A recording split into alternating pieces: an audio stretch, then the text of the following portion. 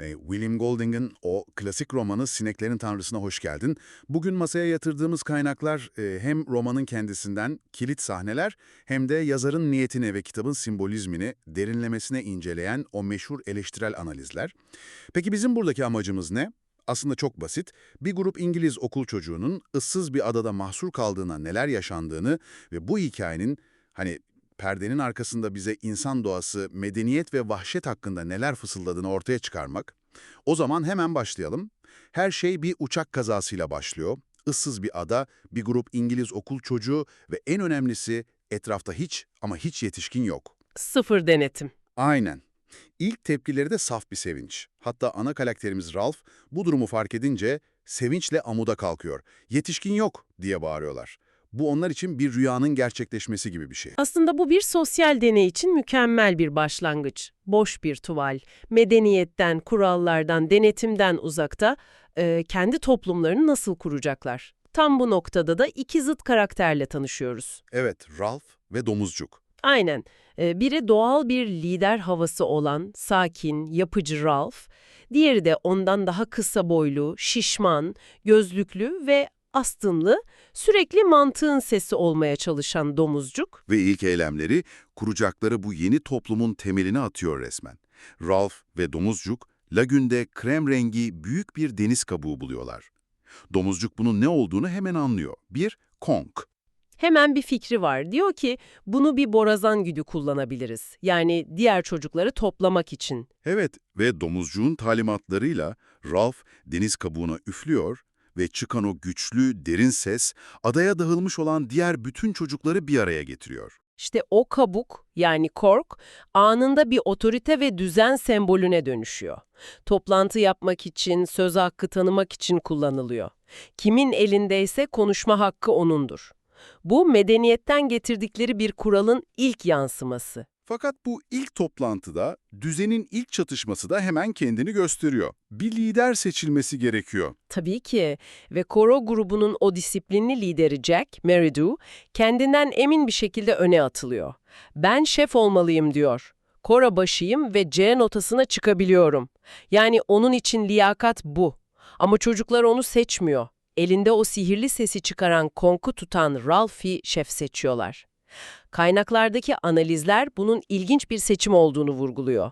Jack aslında daha bariz bir lider adayı gibi duruyor. Daha otoriter, evet. Kesinlikle.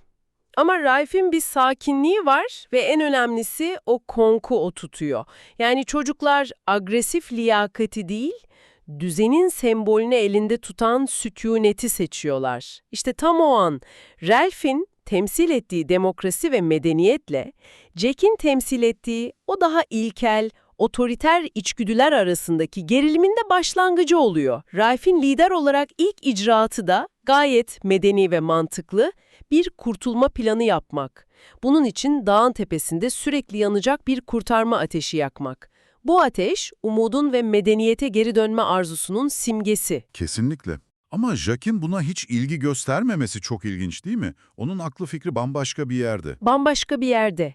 Ve bu basit bir öncelik farkı değil. Bu iki farklı dünya görüşünün çatışması resmen. Raif geleceği planlıyor, kurtulmayı. Bu medeniyetin o uzun vadeli düşünme yeteneğidir. Evet, Jack ise şimdiki zamanın ilkel tatminini arıyor. Avlanmak ve et yemek. Onun için güç, toplantı düzenlemekle değil, avdan et getirmekle kazanılır. Bu, medeniyetin planlamasıyla vahşi doğanın anlık içgüdüleri arasındaki temel çatışmanın ta kendisi. Yani bir yanda kurtulma umuduyla yanan bir ateş var, diğer yanda et peşindeki avcılar. Bu iki vizyon zaten yeterince gerilim yaratırken, şimdi bir de işin içine en ilkel duygu giriyor, korku. Evet. Yüzünde dut rengi bir doğum lekesi olan küçük bir çocuk, yılan gibi bir şeyden, bir canavardan bahsediyor. Ve bu canavar korkusu medeniyetin en büyük yalanlarından birini ortaya çıkarıyor aslında. Kötülüğün her zaman dışarıda bir yerde olduğu fikri. Liderlerin bu korkuya verdiği tepki aralarındaki farkı daha da netleştiriyor. Nasıl yani? Şöyle, Ralph ve domuzcuk mantıkla yaklaşıyor, hayal görmüşsündür, öyle bir şey yok. Ama Jack, korkuyu bir fırsat olarak görüyor. Eğer bir canavar varsa diyor, onu avlar ve öldürürüz. Yani korkuya güçle cevap veriyor. Aynen öyle. Jack, korkuya akılla değil, güçle cevap vaat ediyor.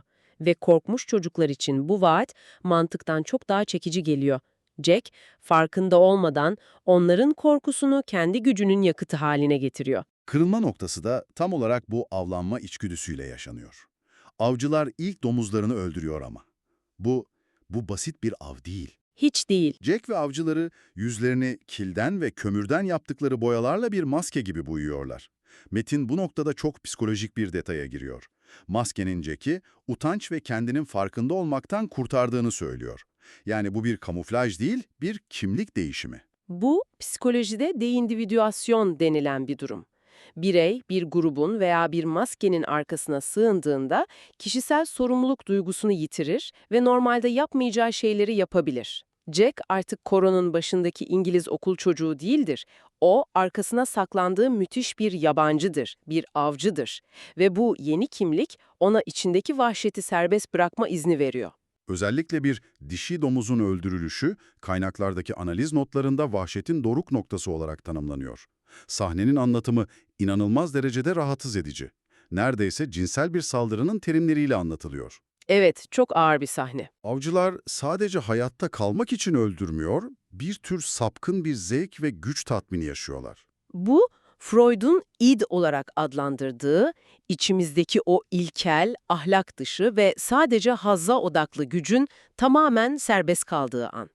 Medeniyetin, yani süperegonun bütün baskıları ortadan kalkmış durumda. Artık amaç hayatta kalmak değil, amaç öldürme eyleminin kendisinden zevk almak. Bu, adadaki toplumun ahlaki çöküşünün en net işareti. Bu korkunç ritüelin sonunda da en sembolik eylemi gerçekleştiriyorlar.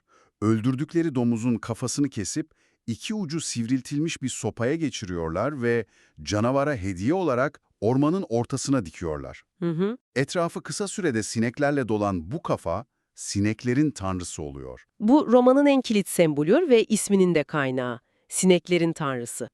Hibranice'de şeytan için kullanılan bir isim olan Bazzevuv'un yani Beelzebub'un birebir çevirisi. Yani tesadüfi bir isim değil, hiç değil. Golding bu ismi bilinçli seçiyor. Bu, adadaki kötülüğün somutlaşmış hali. Ve bu kötülükle yüzleşen tek bir kişi var. Gruptaki en bilge, en içe dönük karakter olan Simon. Bir dakika, yani kitabın en kilit anlarından birinde sineklerin tanrısı Simon'a zihninde konuşarak diyor ki, boşuna dışarıya bakma, asıl sorun sensin. Aynen öyle diyor. Canavarın avlayıp öldürebileceğin bir şey olduğunu mu sanıyordun? Ben senin bir parçanım. Yakın, çok yakın.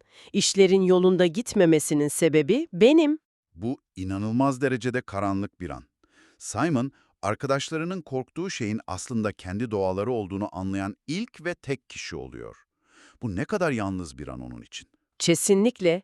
Golding'in temel tezi işte bu. Kötülük, dışarıdan gelen bir canavar değil. Medeniyetin ince bir zarla kontrol altında tuttuğu, insanın doğasında var olan bir potansiyel. Simon, bu aydınlanmayı yaşayan bir tür peygamber figürü gibi. Ve yine o dağın tepesindeki asıl canavarın ne olduğunu da keşfediyor. Evet, onun da aslında ölü bir paraşütçünün, rüzgarda sallanan çürümüş bedeni olduğunu, yani yetişkinler dünyasından gelen bir ölüm sembolü olduğunu anlıyor. Yani korkularının kaynağının aslında cansız bir beden olduğunu anlıyor ve bu gerçeği diğerlerine haber vermek, onları bu yersiz korkudan kurtarmak için koşarak sahile iniyor. Ancak sahile ulaştığında çocuklar fırtınalı bir gecede kendilerinden geçmiş halde bir av dansı yapmaktadır. Koro halinde "Canavarı öldür, boğazını kes, kanını dök!" diye bağırıyorlar. Tam bir kabile histerisi anı. Korkunç. Onlar artık gerçeği istemiyorlar, korkularının nesnesini yok etme arzusuna teslim olmuş durumdalar. Karanlıkta ormandan çıkan Simon'ı canavar sanıp onu vahşice linç ederek öldürüyorlar. Onu dişleriyle ve pençeleriyle parçalıyorlar. Bu olaydan sonra artık geri dönüş yok sanırım. Her şey tamamen çöküyor. Jack ve kabilesi medeniyetin son kırıntılarına da saldırıyor. Ateş yakmak için domuzcuğun gözlüklerini çalıyorlar. Bu sadece bir hırsızlık değil, değil mi? Değil. Bu aklın ve bilimin son kalıntısının da çalınması demek. Domuzcuğun gözlükleri onların ateş yakmasını sağlayan teknolojiydi. Onu çalarak Jack sadece gücü değil, aynı zamanda aklı da esir almış oluyor. Bunun üzerine Ralph ve domuzcuk son bir umutla düzeni yeniden sağlamak için Jack'in kalesine, yani kale kayalığına gidiyorlar. Evet, son bir çabayla. Orada domuzcuk elinde düzenin o solgun sembolü olan Kong ile medeniyetin son ve en dokunaklı savunmasını yapıyor. O kalabalığa bağırıyor. Hangisi daha iyi? Sizin gibi boyalı vahşiler sürüsü olmak mı yoksa Ralph gibi mantıklı olmak mı? Kurallara sahip olup anlaşmak mı yoksa avlanıp öldürmek mi? Bu soru aslında bütün kitabın özeti. Medeniyet ve vahşet arasındaki seçimi en net şekilde ortaya koyuyor ama cevap bir kelimeyle değil bir eylemle geliyor. Ve bu eylem gruptaki en sadist karakter olan Roger'dan geliyor. Cevap gerçekten acımasız oluyor. Jack'in işkencecisi haline gelen Roger, yukarıdan dev bir kayayı itiyor. Kaya domuzcuğa çarpıyor, onu denize savuruyor ve öldürüyor. Ve aynı anda Aynı anda elindeki Kong da binlerce beyaz parçaya ayrılarak yok oluyor. akıl yani domuzcuk ölüyor ve düzenin sembolü yani Kong yok oluyor. Ama bundan daha fazlası var. O an grubun son ahlaki pusulası da yok oluyor. Roger kayayı ittiğinde bu artık hayatta kalma mücadelesi değil, saf zevk için uygulanan bir şiddet. Bu toplumun çöktüğü an. Ralph, avlanması gereken bir hayvana dönüşüyor. Jack, Ralph'ı saklandığı çalılıklardan çıkarmak için son ve en korkunç yönteme başvuruyor. Tüm adayı ateşe veriyor. Ralph'ı tütsüleyerek dışarı çıkaracaklar. Ralph, canını kurtarmak için alevlerin ve dumanın içinden sahile doğru koşuyor ve kendini bembeyaz üniformalı bir İngiliz deniz subayının önünde buluyor. Kurtuluş gelmiştir. Ama bu, Golding'in bize sunduğu en acı, en ironik kurtuluş. Subay, adadaki yangını, o isli, boyalı, mızraklı çocukları gördüğünde durumu kavrayamıyor. "Ne yapıyordunuz, eğlenceli oyunlar mı oynuyordunuz?" diye soruyor. Oyun zannediyor. Evet. Hatta siz İngiliz çocukları daha iyi bir gösteri sergilemeliydiniz diyor.